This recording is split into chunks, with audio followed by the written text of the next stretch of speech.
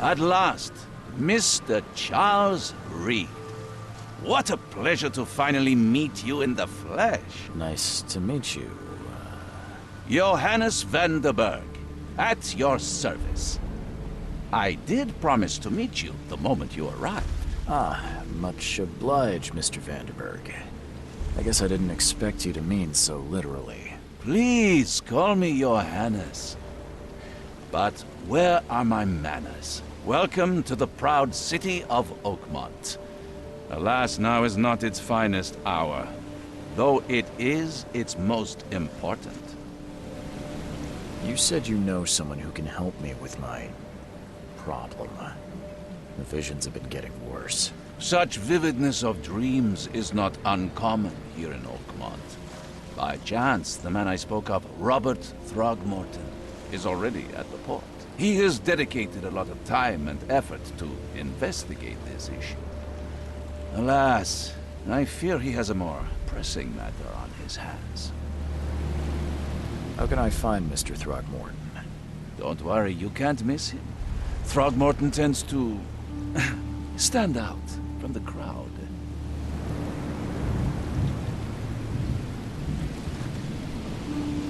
I'll need a place to lay my head while I'm here. Any recommendations? Fear not.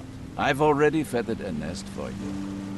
There's a room in your name at the Devil's Reef Hotel. Here's the key. Sounds charming. Don't judge a book by its cover, Mr. Reed. What's the best way to get around Oakmont? I'd like to drop my things at the hotel. Most locals go by foot, or by boat. I've got the latter sorted for you. There's one waiting outside the port. You're too kind, Johannes. Can you steer me towards the Devil's Reef? Take this map. I've marked the hotel and a few other key places. Other places? Like what? You're a private eye, yes? Well, I've highlighted the police station, city archive, newspaper, places you'll need to get to the truth. This city is insular, its ways mysterious. No one will take you by the hand, so you better know where to turn in search of a lead. How do you fill your days, Mr. Vanderberg? I host a philosophy club for the like-minded intelligentsia, gathering seeds of thought, like moths drawn to a flame. Does Oakmont really have much of a market for philosophy these days? There is no consciousness without pain, Mr. Reed.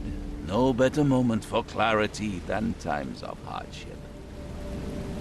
Well, that's it for now, I think. Thanks for helping me get my bearings. No. The pleasure was mine, Mr. Reed. Oh, before you go, How can I get in touch with you later?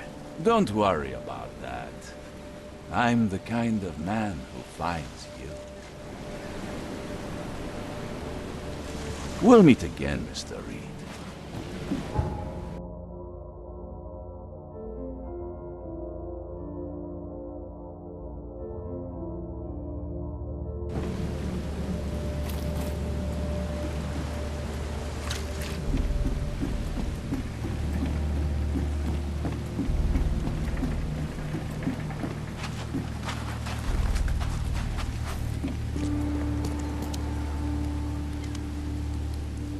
I don't care about your petty excuses.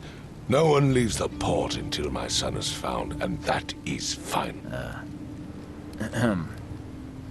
Excuse me. Are you Robert Throgmorton? I am, but not interested. Go away. The name's Charles Reed. I'm a private investigator, just arrived from Boston. I was told you might be able to help me. Private investigator, you say? Well, perhaps we can help each other. If I may ask, what happened to your son? Why do you care? What's your angle, outsider? Well, like I said, I'm a PI. Finding people is kind of my specialty. Is it? Well, Albert was part of a deep-sea expedition I commissioned. This useless fool over here says he found Albert washed ashore in a lifeboat. Says he was barely conscious, out of his mind, talking gibberish in some other language. That he even tried to bite him. And you don't believe him? Complete malarkey. I know my Albert. I raised him strong and smart, the best of his kind.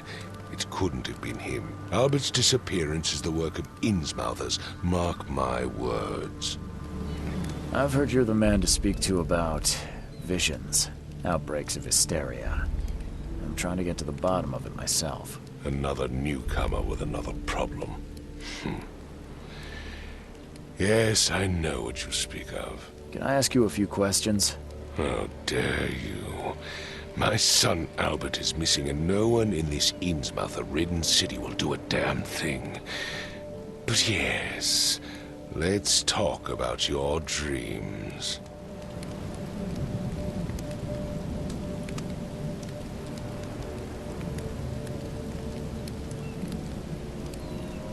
I take it you're not the biggest fan of these Innsmouthers. Those fish-faced freaks have overrun this city since the police burned Innsmouth to the ground.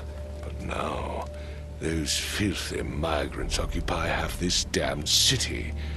The port, Grimhaven Bay, Salvation Harbor, the shells, they are everywhere. So they're just refugees. Hardly. They've taken work from the local fishermen. They stir and agitate against us, the Throgmorton family. We are the pillar of this community, not to mention that crime rates have skyrocketed. Simply speaking, they are a big stinking pile of trouble. Please forgive the question, but I've never met a man quite like you before. That's because no man measures up to the Throgmorton lineage. Proud and powerful blood flows through our veins. My father united with a certain royal family, which has blessed all our offspring with these exquisite features. Mr. Throgmorton, let me help you. I'm rather good at tracking down missing people. I'll find Albert. What makes you think you can do it? Oakmont is not exactly friendly to new arrivals. Let's just say I tend to see things that others miss. And anyway, what have you got to lose? Sounds like you could use every man you can get. Vera. You have a point, newcomer. Sorry, did you just say Vera? What does that mean? You had better get used to the Oakmont dialect, outsider. That is, if you want to fit in. It is a fascinating blend. Vera means fine. I was saying, we have a deal. I see. Thank you.